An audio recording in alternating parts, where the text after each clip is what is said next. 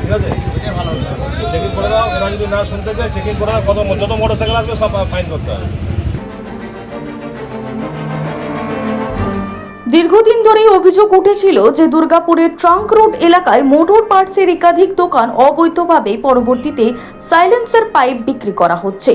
এই অভিযোগের ভিত্তিতে শুক্রবার দুপুর 12টায় দুর্গাপুর ট্রাফিক গার্ড ও সাব ট্রাফিকের বিভাগের পক্ষ থেকে হঠাৎ করে অভিযান চালানো হয় সংশ্লিষ্ট দোকানগুলিতে।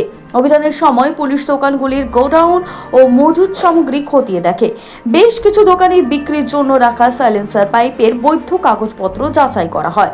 পুলিশ সূত্রে জানা যায়, শব্দ দূষণ নিয়ন্ত্রণ ও বেআইনি গাড়ি পরিবর্তনের বিরুদ্ধে কড়া ব্যবস্থা নিতে এই অভিযান চালানো হয়। দোকান মালিকদের আইন মেনে ব্যবসা চালানোর জন্য সতর্ক করা হয়েছে এবং ভবিষ্যতে এ ধরনের বেআইনি সামগ্রী বিক্রি হলে কঠোর পদক্ষেপ নেওয়া হবে বলেও জানানো হয়েছে। প্রশাসনের তরফে জানানো হয়েছে, শহরে বেআইনি মডিফাইড সাইলেন্সারের ব্যবহার রুখতে এই ধরনের অভিযান আগামী দিনেও চলবে।